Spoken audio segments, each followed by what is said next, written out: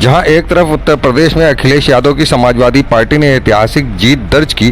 वहीं बदायूं से शिवपाल यादव के बेटे और सपा के युवा नेता आदित्य यादव ने भी जीत के बाद कहा कि ये जीत बदायूं की जनता के लिए समर्पित है। देखिए बदायूं से जीत के बाद आदित्य यादव ने मीडिया से बात करते हुए और क्या कहा। वापस बीजेपी से अपना गढ़ छीना है, क्या देखिए मैंने पहले भी कहा था, बदायूं जहाँ पे लोगों के द्वारा कहा जाता है कि समाजवादी पार्टी का गढ़ है, मैं इसको अपना घर समझता था और आज भी समझता हूं। और मुझे खुशी है कि इस घर के हमारे बड़ों ने, हमारे साथ वालों ने, हमारी माताएं बहनों ने जिस तरीके से इस चुनाव में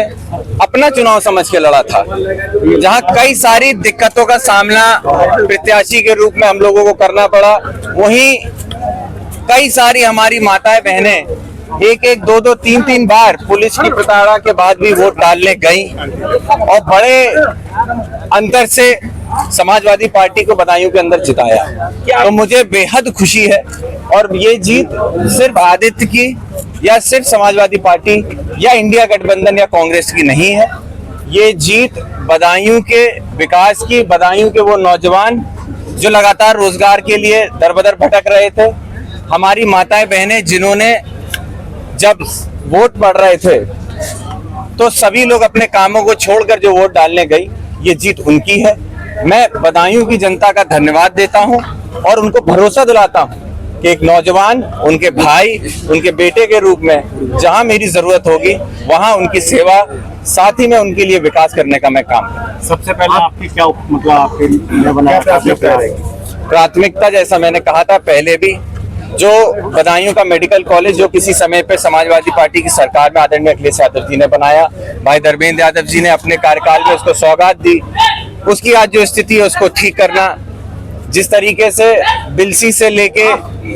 बदायूं के अंदर बाईपास से लेके हर चीज की जरूरत पड़ती है, तो वो सारी चीजों का हम काम करेंगे और निश्चित ही कई सारी बातें हैं। आज मैं समझता हूँ समय नहीं, लेकिन आने वाले दिनों में आप पत्रकार बंधुओं से भी हम रूबरू होंगे। आप सबका भी मैं धन्यवाद दूंगा जो समय समय पे हमने चुनाव के दिन धरने दिए हों या वोट के लिए या अपने हक की लड़ाई लड़ी हो, आप सब भी वहां पर मौजूद रहे और हमारी लड़ाई को, हमारी आवाज को आपने जन जन तक पहुंचाया। तो आप सभी का मेरी तरफ से धन्यवाद है। गलत साबित हुआ, चुनाव आयोग में आप लोग कई बार गए, उसकी निष्पक्षता पे आप लोगों ने कहा कि निष्पक्ष चुनाव होने चाहिए, ईवीएम पे भी विपक्ष आरोप लगाता है। अब आप इन तीनों चीजों पे क्या कहेंगे? ईवीएम क्या बेकसूर है? देखिए, मैं इतना कह सकता हूं कि ईवीएम की जो बातें थी वो आज भी सवाल निशान उठाती हैं, आज भी सवाल निशान उठाती हैं, लेकिन बदायूं के प्रशासन से, सभी लोगों से मैं धन्यवाद देता हूं कि उन लोगों ने सुचारू रूप से, निष्पक्ष तरीके से जो चुनाव आयोग ने गाइडलाइंस दी थी उसको अंतर्गत जिस तरीके से काम किया और जिस तरीके से परिणाम दिया, निश्चित ही मैं चुनाव आयोग का, पूरे बदायूं के प्रशासन का भी इसके लिए धन्यवाद देना चाहता हूं। 9 PM न्यूज, हम दिखाएंगे झूठ को सच का आईना। सच के लिए देखते रहिए 9 PM न्यूज।